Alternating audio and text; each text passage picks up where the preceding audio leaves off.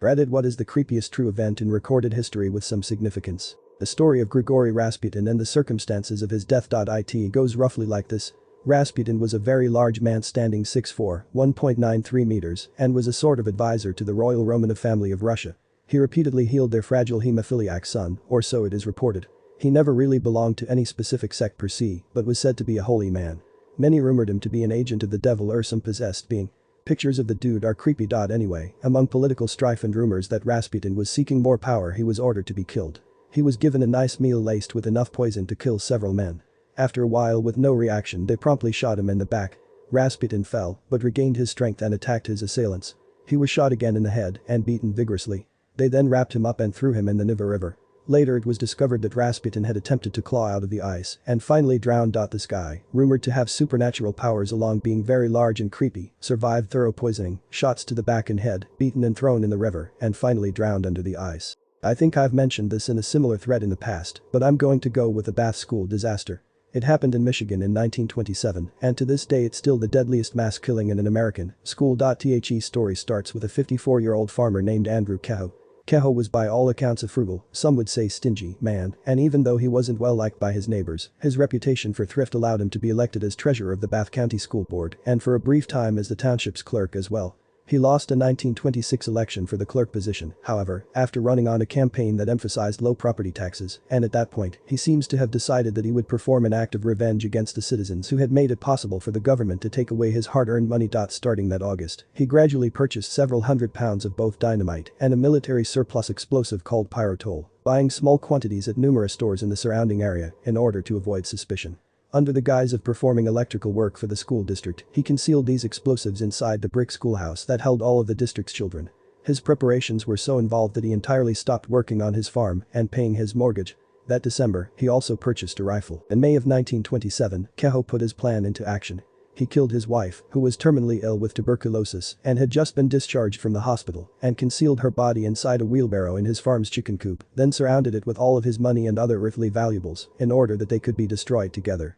He then set about systematically sabotaging everything on his farm, cutting the wire on all his fences to render it unusable, killing the trees that shaded it, slicing through all of his grapevines at the root, and then wiring the stems back into place so that nothing would seem amiss to a casual observer, and placing massive firebombs inside every structure on the farm. He also used wire restraints to hobble the legs of his 2 horses inside his barn to prevent them from escaping from it once the bombs went off, and filled his truck with large quantities of explosives and metal shrapnel. Finally, he started a fire inside his home, and when the volunteer fire brigade arrived, he rode off and told them that they should leave, as they were his friends, and they would soon be needed at the school. At 8:45 that morning, 15 minutes after the start of classes, an alarm clock that Kehoe had rigged as a detonator triggered the explosives he had concealed inside the north wing of the schoolhouse. A similar device in the south wing failed to activate, but the result of the once successful explosion was more than bad enough. In an instant, the entire north wing of the schoolhouse lifted several feet into the air, and community members miles away were jostled by the shockwave. Burning children were thrown through the windows of their classrooms, and the roof collapsed on top of those still inside. A local resident named Monty Ellsworth, who arrived at the scene shortly thereafter, described it thus. There was a pile of children of about 5 or 6 under the roof, and some of them had arms sticking out, some had legs, and some just their heads sticking out. They were unrecognizable because they were covered with dust, plaster, and blood. There were not enough of us to move the roof. The efforts of more than 100 frantic men were not enough to lift the roof off of the children, so Ellsworth volunteered to go home to his farm and get a thick rope that could be used to drag it off of them. On his way there, he passed his neighbor Kehoe en route. Kehoe favored him with a big smile and a cheerful wave. When Kehoe arrived at the scene, he beckoned the school superintendent, whom he hated, over to his carriage. Witnesses saw the two struggling over Kehoe's gun, and then Kehoe fired a shot that triggered the bomb inside his carriage, spraying shrapnel into the crowd of rescuers and instantly killing both himself and his rival. Eventually, the townspeople were able to clear enough of the wreckage to remove and treat all of the children who were still alive. They also discovered the second timer and the more than 500 pounds of explosives that it was meant to detonate. You can see a picture of them here. In total, Kehoe killed 43 people that day. His wife, the superintendent, 4 bystanders who were too close to the truck bomb, including an 8-year-old boy who had escaped from the first explosion, and 38 people who had been inside the school, all but 2 of whom were children between the ages of 7 and 14. 58 others were seriously injured. Kehoe's body was claimed by his sister and secretly buried in an unmarked grave. The only explanation he left behind was a sign wired to a fence post at his farm. It read, "Criminals are made, not born." Whenever I think about the Bath school disaster, I'm always taken aback by Kehoe's behavior.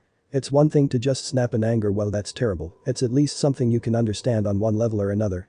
But for more than half a year, Keho lived among these people, made small talk with them, and tipped his hat in the street, knowing that soon he would do his best to take all their children from them in one terrible morning of blood and fire. And as if that weren't enough, the sheer spite on display in every detail of his actions is just breathtaking. He went well out of his way to ensure that nothing he left behind would be of any use to anyone from that point forward. The horses didn't tax his land, but because someone might ride them after he was gone, they had to die. The vines didn't hurt his pride, but because they might nourish someone after he was gone, they had to die. He methodically sowed everything in his life with salt, and even his own death ensured that the survivors would gain no understanding or closure from his passing. The story of Delphine Lalaurie is still one of the most horrifying and unnerving things that comes to mind when we're talking about shit that actually happened. She was a socialite in Louisiana who tortured and maimed her slaves.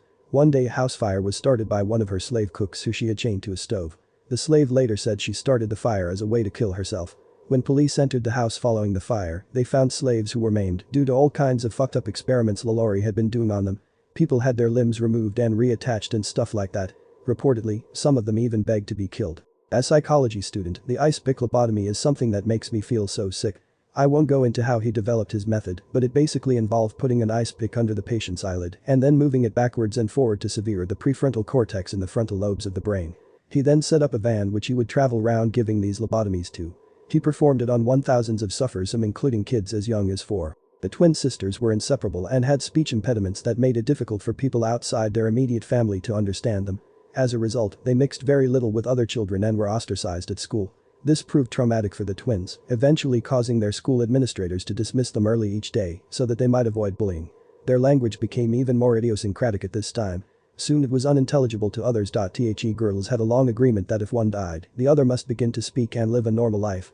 During their stay in the hospital, they began to believe that it was necessary for one twin to die, and after much discussion, Jennifer agreed to be the sacrifice. In March 1993, the twins were transferred from Broadmoor to the more open Coswell Clinic in Bridgend, Wales. On arrival, Jennifer could not be aroused. She was taken to the hospital where she died soon after of acute myocarditis, a sudden inflammation of the heart. There was no evidence of drugs or poison in her system, and her death remains a mystery. On a visit a few days later, Wallace recounted that June was in a strange mood. She said, "I'm free at last, liberated, and at last Jennifer has given up her life for me."